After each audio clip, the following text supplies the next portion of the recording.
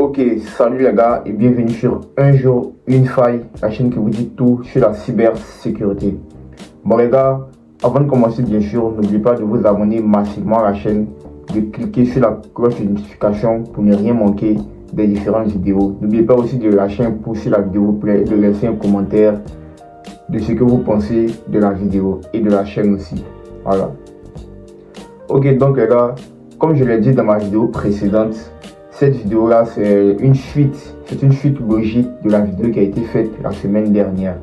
Donc en premier lieu de cette vidéo, je vais vous expliquer un peu comment les sites internet de nos jours stockent nos différents mots de passe.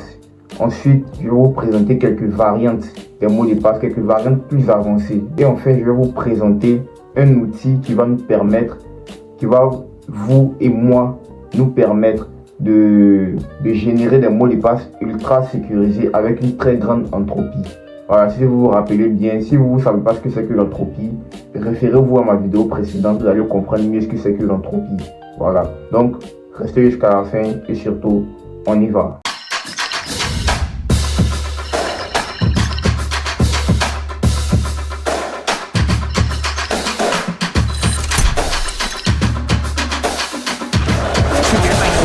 Hey. So much is at stake now. Human rights. Privacy. Professional life. Personal life. It's not just securing Google, it's securing the internet. If any attackers try to get in, I want them to have a very bad day.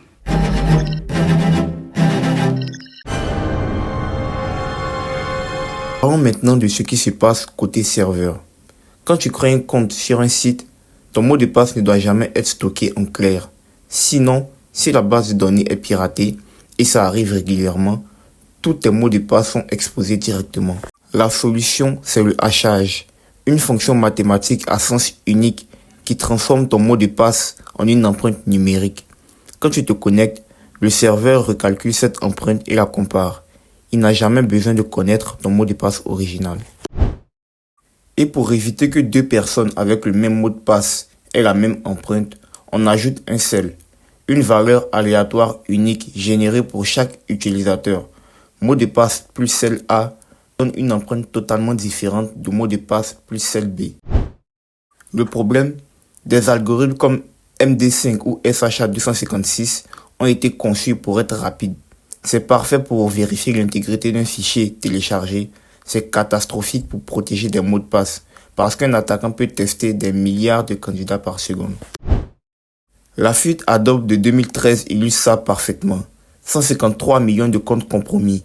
Les mots de passe étaient chiffrés, pas hachés, et sans cell effectif. Résultat, tous les comptes avec le même mot de passe étaient identifiables instantanément.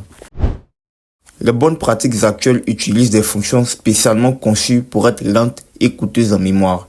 Bcrypt, Script et surtout Argon 2ID, vainqueur du concours de hachage de mots de passe en 2015, rendent la force brute économiquement impraticable. Même un excellent mot de passe ne suffit pas. Un keylogger installé sur ton ordinateur, un site de phishing convaincant, une fuite de données quelque part et c'est terminé. C'est pourquoi l'authentification multifacteur est indispensable. Le principe est simple. Combiner au moins deux types de preuves différents.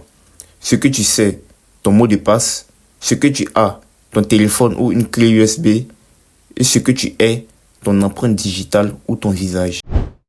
Le SMS est la méthode la plus répandue, mais aussi la moins sûre. Le SIM swapping, qui consiste à convaincre ton opérateur de transférer ton numéro, suffit à contourner cette protection, sans parler des vulnérabilités connues du protocole SS7 qui gère les réseaux téléphoniques. Le TOTP, le code à 6 chiffres qui change toutes les 30 secondes dans Google Authenticator, est bien meilleur. Mais il reste vulnérable au phishing en temps réel. Un attaquant peut relayer ton code immédiatement après que tu l'as saisi. Le meilleur niveau aujourd'hui, c'est les passkeys. L'implémentation grand public du standard FIDO2 déployé par Apple, Google et Microsoft depuis 2022. L'idée, au lieu d'un mot de passe, ton appareil génère une paire de clés cryptographiques. La clé privée ne quitte jamais ton appareil. Le serveur ne connaît que la clé publique. Pour les mots de passe du quotidien, la solution pratique, c'est un gestionnaire de mots de passe. Il génère pour toi des mots de passe longs et aléatoires uniques par service et les stocks dans un coffre chiffré. Tu n'as besoin que de retenir qu'un seul mot de passe maître, idéalement une passe-phrase 10 words. Ok les gars, donc voici l'outil que je voulais vous montrer, l'outil qui permet de générer des passe-phrases avec la méthode 10 words. Voilà, c'est un site qu'on appelle vmat.fr. Voilà, vous pouvez taper sur internet, vous avez juste à taper vmat.fr et puis vous allez tomber dessus, vous cliquez directement et tout ça. Mais ne vous en faites pas, je vais mettre le lien en description là, comme ça vous pourrez l'utiliser et tout ça. Donc on est là, donc c'est écrit générateur de mots de passe mémorables. Voilà, c'est ce que je disais, générer des passe-phrases qui vont vous permettre qui vont vous servir de mots de passe et que vous allez retenir facilement. Voilà, donc ça va être la méthode 10 words, la méthode du lancer de dés.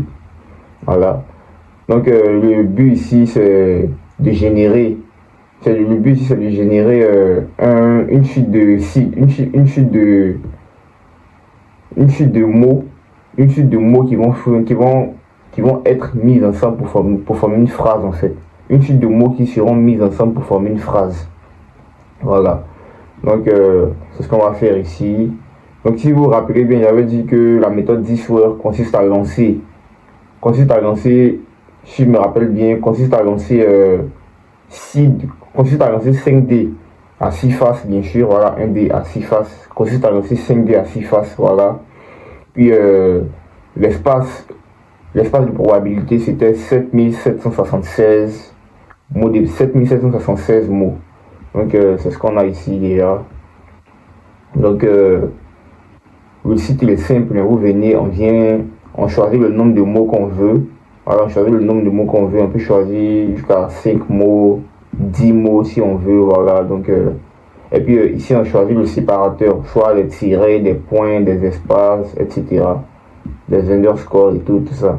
Voilà, ici on peut ajouter un chiffre, on peut ajouter aussi des symboles, des caractères spéciaux et tout. Et puis on peut choisir aussi comment est-ce que les phrases doivent être, comment est-ce que les mots doivent être, s'ils doivent être en majuscule, en capital ou bien que ça soit aléatoire et tout ça, c'est à vous de voir. Alors, donc ici on va choisir minuscule, on va choisir 5 mots, puis on va lancer le dé, et tout. On voit ce qu'on a, vous pouvez encore réessayer. Voilà, voici le mot de passe qu'on a. Vous pouvez copier directement, puis ça va quoi. Voilà, donc c'est un peu ce que je veux vous montrer, c'est un peu tout quoi. Puis après vous avez un historique aussi des différents mots de passe que vous avez générés et tout ça. En tout cas cet outil est vraiment bien. On a l'entropie même qui est donnée. On voit ici on a 52,1 bits. Voilà, c'est très fort et tout. Voilà, donc c'est ce que je voulais vous montrer. Ok les gars, donc on a la fin de cette vidéo. J'espère qu'elle vous aura plu et qu'elle vous aura appris beaucoup de choses sur les mots de passe, sur les différents types de mots de passe et tout ça. Voilà, donc n'oubliez pas de cliquer sur la cloche de notification pour ne rien manquer des différentes vidéos. De lâcher un pouce sur la vidéo si la vidéo vous a plu, de laisser un commentaire de comment vous avez trouvé la vidéo, de comment vous trouvez la chaîne et des différents sujets que vous voulez qu'on aborde aussi sur la chaîne et tout ça. Voilà, donc on se retrouve la semaine prochaine pour une nouvelle vidéo. D'ici là, portez-vous bien et surtout, restons vigilants sur le cyberespace.